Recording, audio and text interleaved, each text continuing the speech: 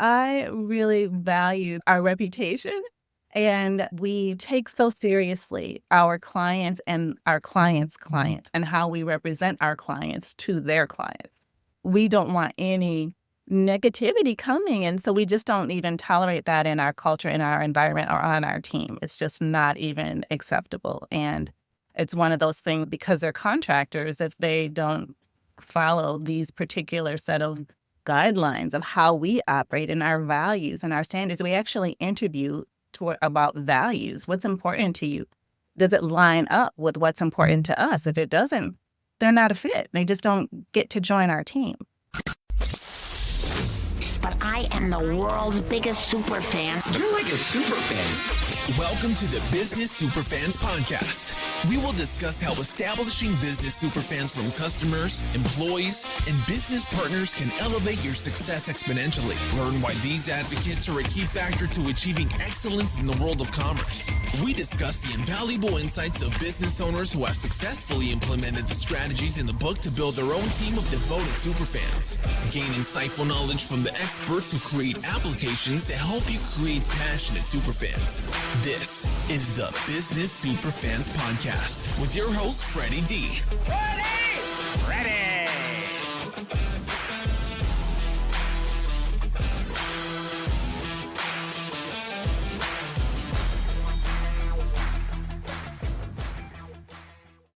This episode is brought to you by our sponsor, Ninja Prospecting, the outreach team that makes cold connections feel warm and real.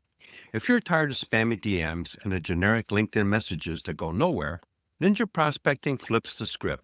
They help coaches, consultants, and service-based business owners spark real conversations through strategic, human-first outreach.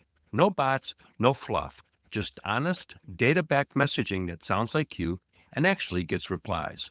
Talk to my friend Adam Packard and his team.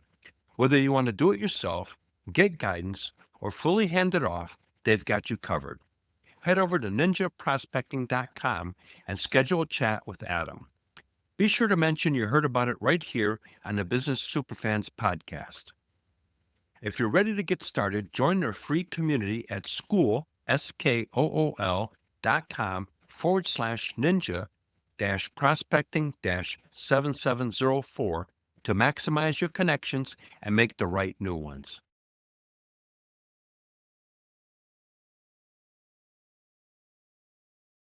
Hey, Superfans, Superstar, Freddie D here. In this episode 140, we're joined by Renee Hastings, President and CEO of Executive Help Now.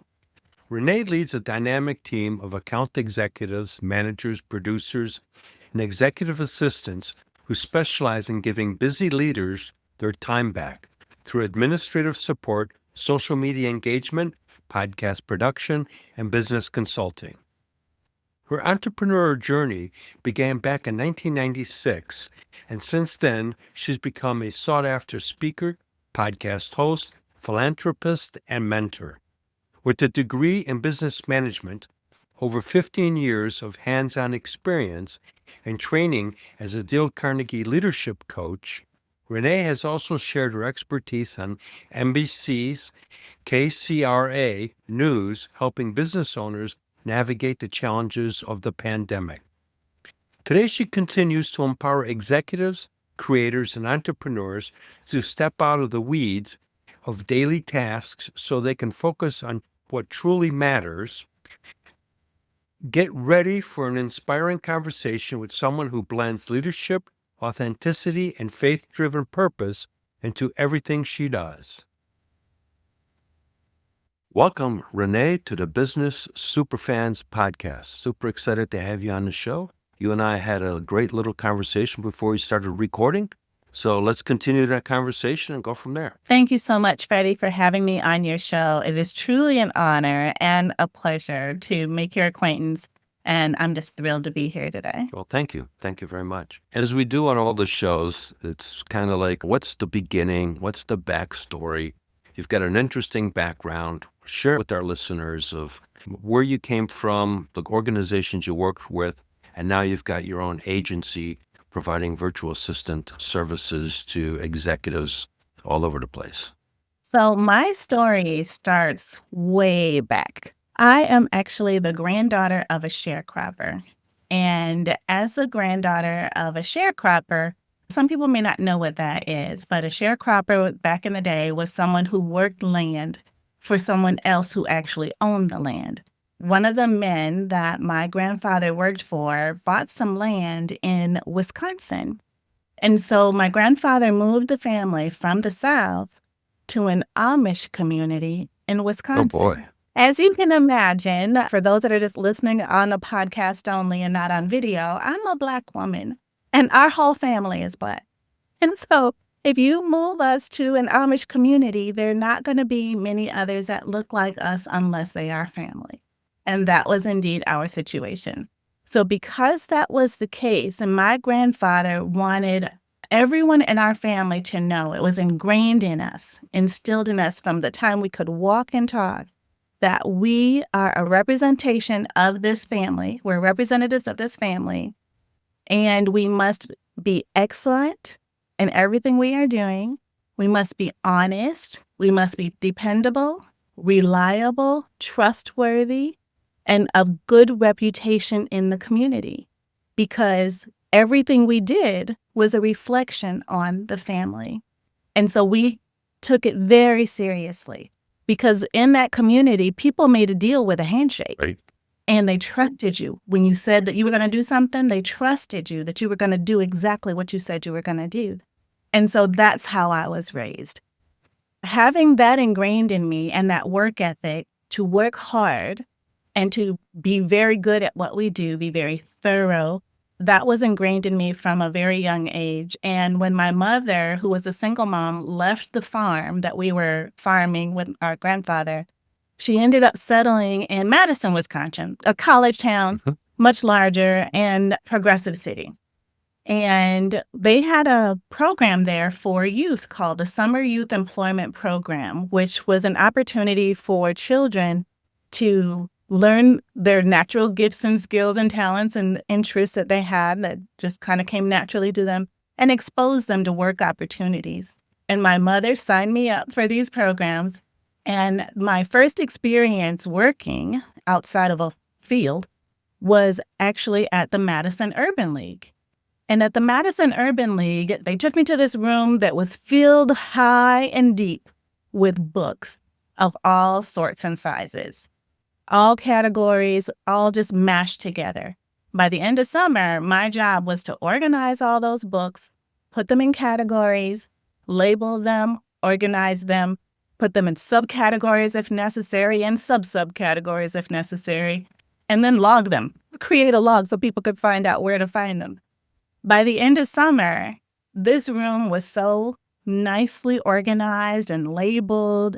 It was beautiful. And I discovered my love for organizing. I was 12. Wow. And I couldn't wait for the next year because they paid us to do this. And as the daughter of a single mom, I was all about getting paid. I couldn't wait for the next year to come. And they assigned me to Norrell Temporary Services, which I'm not even sure still exists today. It was a temporary employment agency. And the owner of the franchise was a Black woman.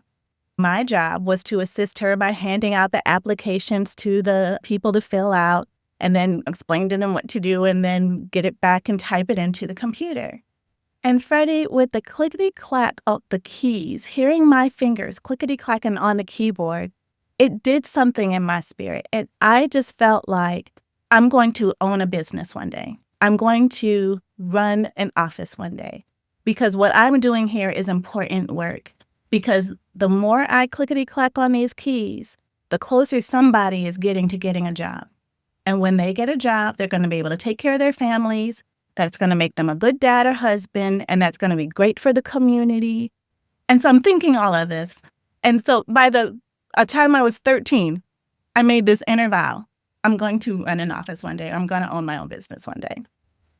And so that's what I did. So I took all the classes that I could in school on what it means to be in business and marketing and DECA and typing and shorthand and dictation. We're dating ourselves, clearly. But I loved it. It just came so naturally for me, and I absolutely loved it. So I graduated from high school because I had all these credits. I graduated from high school at 16 years Wow. old. But I also graduated with a 1-month-old son. I had to pivot on my plans to go to college and had to go immediately to work. But because I now had 3 or 4 years of experience working, I knew what it was like to work in an office. So I got a very well-paying job at the state of Wisconsin with benefits and everything. So long story short, that is how my natural gifts and skills and talents were formed, and how the desire to be excellent and perform and work with excellence with a very high level was formed and created. And when the time came for me to start my own business, it was after my kids had graduated from school and the house was empty. And I still had all this passion for supporting executives because I had been working with some of the best over the years and eventually supporting the C-suite of Fortune 100 companies and Fortune 500 companies. And when you're supporting an executive on that level, you become privy to things well before other people because you're the confidant Right. of this person who doesn't always have someone else to talk to about certain things. And because they trust you and because this relationship has developed, they know that whatever they tell you is like being in Fort Knox. No one's going to get that information. Their secrets are safe with us as their assistants. And I just really loved and appreciated that position and that role that I was able to play for those executives. When the time came and I still had all this passion, kids were gone, I had all this time, someone said to me, if you're going to own a business, do what you know how to do. So I started a business doing what I knew how to do. But I also did it as a side hustle. I put that in air quotes for those just listening. It was a side hustle because I still had my full-time day job with the comforts of the paid time off and the health insurance and paid days and the holidays and all the things that come with corporate America. But I still had my clients that I would take care of on the nights and weekends. And so eventually, because my clients became raving fans or super fans, they kept telling their friends about the support that they were receiving. Eventually, I was working just as many hours at night and on the weekends as I was during my day job. As you can imagine, if you're working all day for 8 hours, you come home, try to be a halfway decent wife and prepare a meal or something for your husband, and then start trying to work on your own business at 6 in the evening and not getting to bed till 2 or 3 in the morning, then you have to get up and be back at work again at 8. And you do this day after day, week after week, month after month. It takes a Sure, toll it does. on you mentally, emotionally, physically. I was burning the candle at both ends with little to no sleep, and the quality of my work started to suffer. Freddie. Totally would, because you can't keep going full blast, taking a break to recharge, number one. Number two, I kind of went through a similar thing when years ago I was married to my first wife, and I had scaled a company products globally.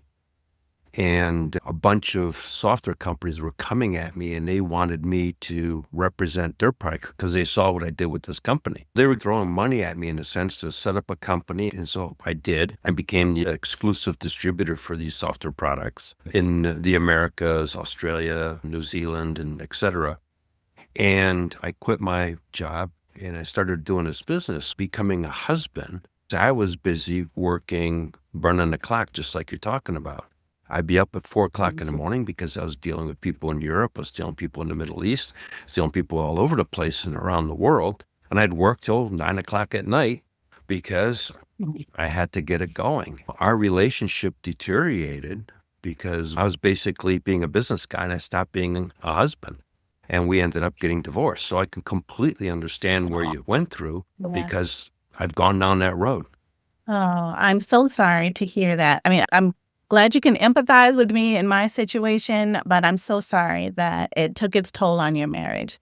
It came pretty close to doing the same with me, but my uncle, fortunately, said to me, Renee, this is not sustainable, right? You cannot keep doing this. You have to get some help, or your health is going to suffer and you're going to be sat down whether you like it or not. And I said, yes, you are absolutely right. The answer to my situation was to hire an assistant. Fortunately, I came across a path of a young lady named Ashley, who was introduced to me by my cousin. And when I interviewed Ashley, and I wasn't even an interview, I was just trying to get to know her, what she was doing, what she had been doing in her life, her work experience, that sort of thing. And her answers to the questions were the exact same things that I would answer to the question. And I was like, wow, we are like two peas in a pod. And she would even do some things that I didn't even think about doing. And I was like, oh, she's a winner. We must have her on the team. And so she was my very first virtual assistant. And when she came into my life and I was able to delegate all of my work for my clients to her to handle during the day, it was an absolute game changer for me and my work-life balance, the quality of my life, the quality of my health, the quality of my work on both my day job and my night job just completely changed for the better. Goes absolutely back up. And so it got to the point where I would get a message from my client, my personal client, and I would forward it to Ashley with 3 words: please assist, period, thanks, exclamation point. That's what I did all day long, was I forwarded emails for Ashley to handle. And since then, that was quite some time ago. Since then, Ashley is now our business operations manager, and she oversees our team of success coaches who oversee the rest of the team members who actually get assigned to clients. So it's been an amazing journey and a total game changer the moment I added a virtual assistant to my team. Sure. You bought back your time. And Martell, basically what you ended up doing. We go back to your days at that one facility where you were organizing books and everything else. You found your niche right there at a very young age. And to organize it in that fashion, I mean, that was a challenge for a 12-year-old individual that really kind of found your way, ironically, that positioned you for where you are today. I was in middle school. My dad was into engineering, and so I started into engineering and doing drafting and things like that. I won a bunch of awards, but that positioned me to get into the computer industry early on, and my goal was to be in charge of global sales. That was my vision, is I wanted to be a guy traveling the world. That was my thing, because I'm originally from France, and I was born there. And as a kid, once I was 5, 6, 7, we started going back to Europe, and I would spend my summers in Europe at my grandfather's place. I got a bug for traveling, and I really enjoyed doing some of that stuff, and that was my vision. And I fulfilled that vision. You had a vision when you were young, and that parlayed into what you're doing today, because you're still helping people get stuff done, get things organized and everything else. So it began at 12, and here it is today. Yes, absolutely. And it's been quite a journey. And I love how when you talk about Superfans, our business grew organically. This year will be 11 years that we've been in business. And it was all word of mouth that we grew from just me to now being a team of almost 30 assistants on a team who are account executives and project managers, high-level assistants. And it was because our clients were happy with the service we were providing. They were seeing the value that we were adding to their lives so that they were able to make a difference in their own families and their communities and their businesses. And they exploded exponentially because of they're now able to scale, because they're not trying to do all the things themselves. Right. They are not trying to wear all the hats. It really is true that when your clients are your super fans, your business will absolutely take off, because that is exactly what happened to us. I never had to go out and actually market the business until like this year, or like in the last couple of years. It has all come to us. We've never had to go and actually look for it. You're not only just helping these people with offloading a bunch of tasks and things like that, you're really helping them get to the next level, because you take some of the clutter out of the way. But more importantly, you're building those relationships. You're recognizing them for some of the different things, in turn, recognizing you and expressing gratitude for some of the things that you're doing. And that creates an energy. And once you got that energy flowing, it's contagious because it's a positive energy that's flowing around. And that attracts more people. And that's how you get that superfan momentum going, is everybody's charged up. Because if you didn't have and take care of your team the way you are, with Ashley coming on board and really helping transform your business, her personality mimics yours, I can tell. And you empower your team. When somebody calls up, your team is excited to take on that phone call. And so people are saying, wow, something's going on with this company, versus someone that's there for just doing a job. That tonality comes across. You can't hide it. And people are going to go, well, geez, I'm not sure about that company. And what your grandfather taught you at a very early age has propelled you to where you are today. Yes, absolutely. 100%. And I often tell our team when we meet, really, I said, I want your time working with executive help now to be the best time of your life, like literally the best time of your life. And so there's no stress allowed because we have such a collaborative culture. People don't have to feel like they're on an island by themselves trying to figure things out when we have all the resources available to us in each other. We are here for each other. And it truly is an environment of collaboration and care and concern and fun. And we really love engaging with one another, even though we are all remote and may have only seen each other in person once, if that. We still are like family. We're like our own little online family. And it's an environment that is very conducive to growth and professional development and support. And one of the team members said, Renee, you just make it fun to work for you. People want to do stuff for you. That is the highest honor. Sure. But that comes back. You and I talked before we started recording. We both have gone through Dale Carnegie. You were an instructor for a little bit. So we look at things a little bit differently, and we deal with people a little bit differently than other people because we've learned some of those things. You know, you bring back a point that I want to share is that when I got in the computer industry back in the early 80s, I remember the first day I started and where I was at. And there was a guy there, and his first name is Dwayne. And we're like, okay, hi, we're both new here. And it was an event. Who do you know? I don't know anybody. So let's hang out together. And we're still friends years later. And he actually was a roommate of mine. I owned a townhouse, and I had several people in that company rent from me in the days because they were going through stuff, whatever. We used to go camping together and do all kinds of stuff. So what you're saying, you're doing it in a virtual world, but back then, that's how we did it. And we used to go every Fridays to the happy hour and hang out together and build those relationships. Relationships is what fuels business growth. And it can be where it fuels growth, or it can be completely the opposite and deflates the growth because of the fact that it's a negative environment.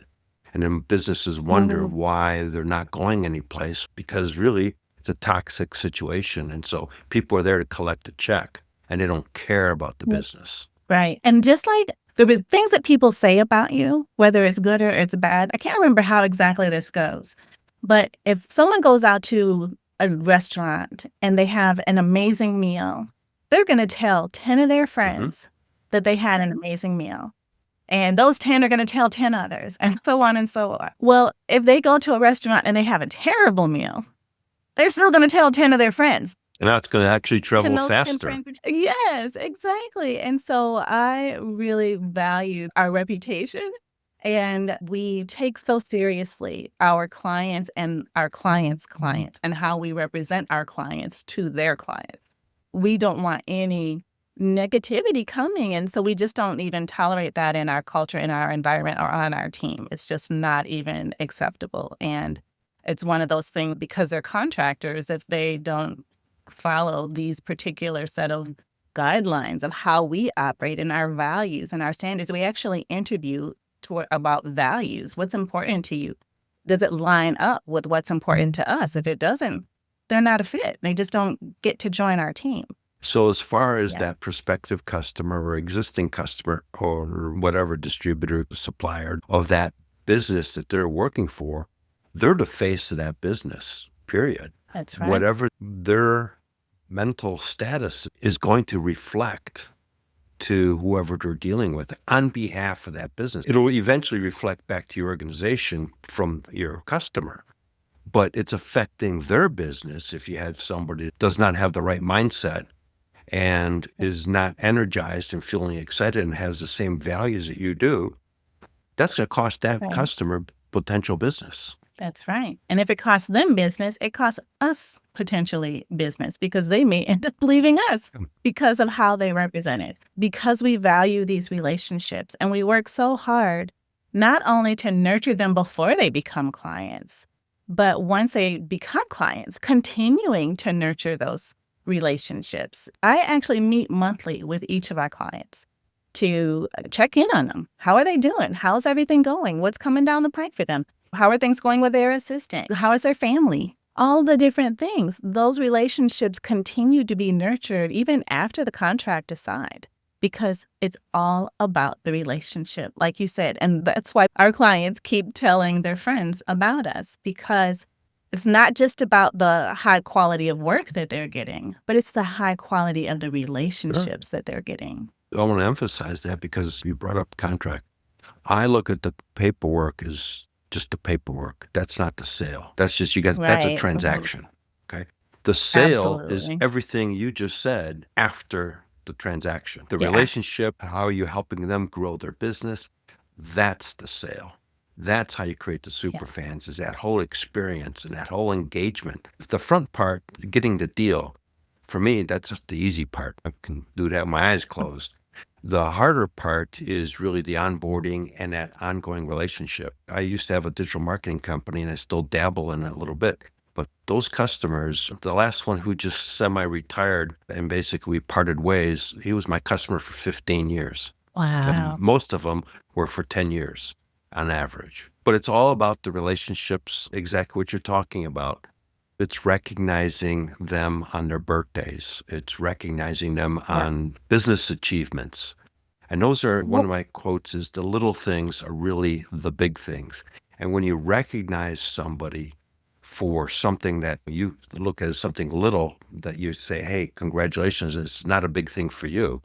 But to them, it becomes a big thing. Yeah, absolutely. It means the world. And so, yes, but I know each of their birthdays, our own anniversary day for when we did sign the paperwork. That's a big deal to me. And I recognize that with a card every year. And of course, the holidays. And actually, just today, I just was made aware that one of our clients was in an accident. So, of course, after our show today, I'm going to be calling and checking on him to make sure he's okay and see if he needs anything.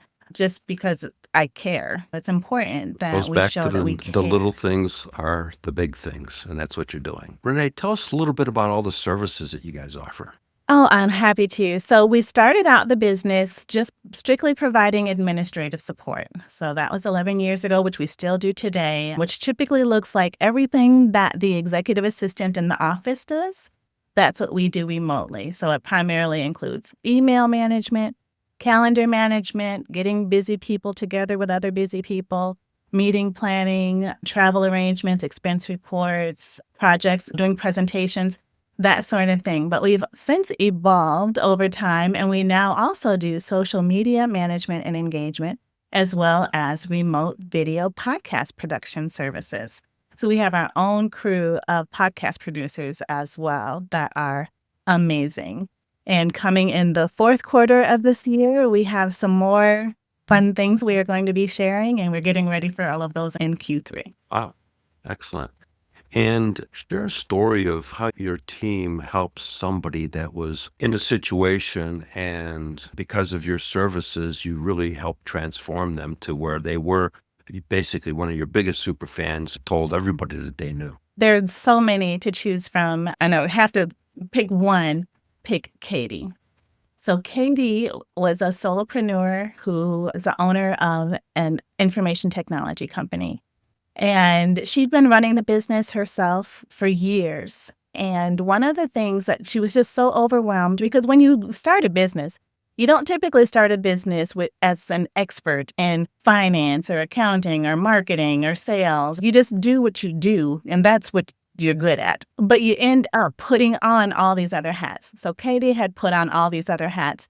And one of the hats that really was causing her some lack of sleep, and just because of the time-consuming nature of it all, was payroll. And so she was on a very manual system with her contractors where they had to log their hours in a spreadsheet, and then she had to take the hours against the contract to make sure that they weren't over budget, that sort of thing. She had to get these spreadsheets from the people. They wouldn't turn them in on time the way that they were supposed to for cutoff for getting payroll run. So she had to chase them all down and then make sure that the numbers were all right in the spreadsheet. Then she had to transfer the numbers from the spreadsheet into the payroll system that she was using, and finally be able to press the button to run payroll. Easy enough, yes. Time-consuming, yes. After running your business all day long, it's the last thing you want to have to do is chase down paperwork. So when we met, which was quite some years ago, when I was still in corporate America and we got to know each other, when I was starting the business, sent out a message to all of my friends and associates and said, hey, I'm starting this business. Let me know if you need anything. And she's like, I think I might need something. So she told us about this payroll situation, and we took it under our wings. We did that for her. And all she had to do to run payroll was press a button, and payroll was run. She didn't have to go chasing the papers. She didn't have to go tallying all the numbers and all of the things. All she had to do was press a button because we had done all that work for her. And when I got back together with her after that initial payroll run, she literally had tears in her eyes, Freddie. Oh. And she said, I can't believe I've been doing this all by myself for so long. And you were here the whole time.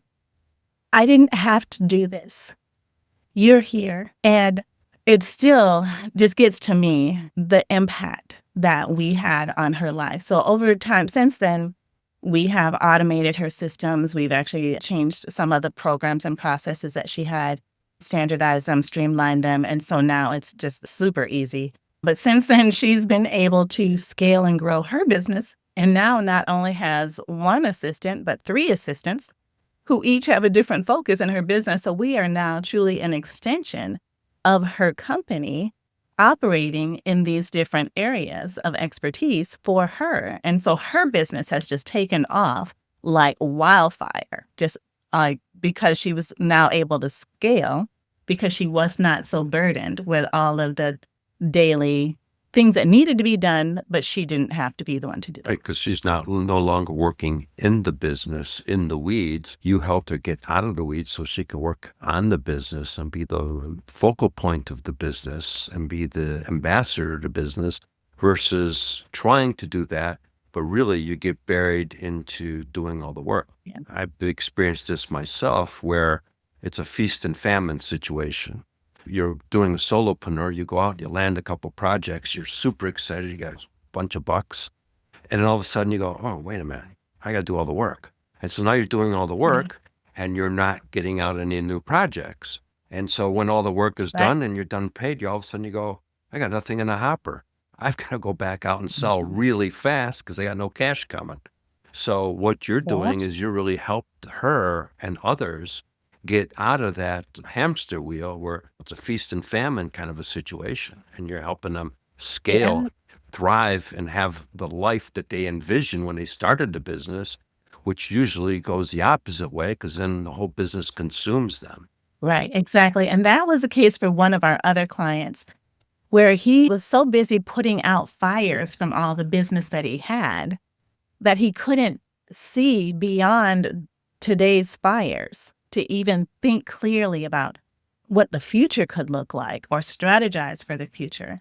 And since we partnered with him over 4 years ago, he's since been able to strategize and execute on his vision of coming out of his business daily operations. He's been able to hire his own president and CEO to run his whole business. He's written a book.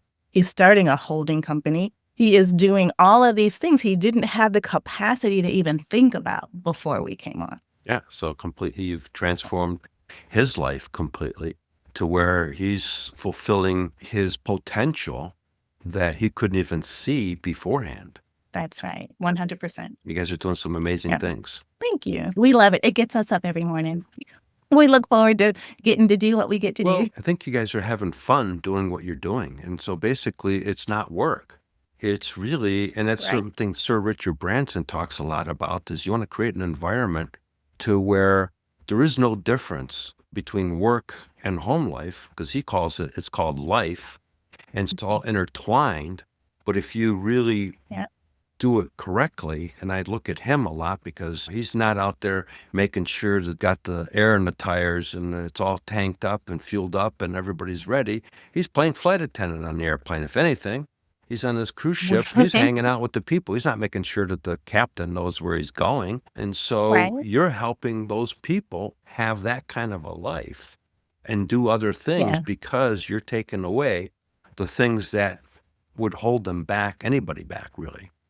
Yes, absolutely. The things that we are able to do, some people have this connotation of a virtual assistant as someone who just does what they're told to do, or someone who is offshore who you tell them to do one thing and they do exactly that one thing and no more and no less. Or they think of a virtual assistant as an AI, someone, a robot who's automated or something like that.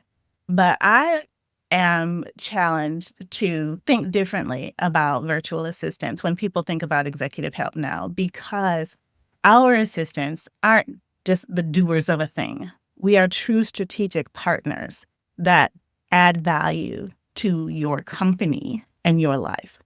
And so we are more account executives and project managers and more, like I said, strategic partners that are an extension of your team to help you get from where you are today to where you envision going and where you envision being tomorrow. Yeah, as you mentioned earlier, executives would brainstorm with you on stuff and share different things. So what you're also providing is that aspect, because sometimes talking to yourself is one thing and talking to your family is the same thing in a sense, because they're all going to say, oh, it's a great idea, go for it.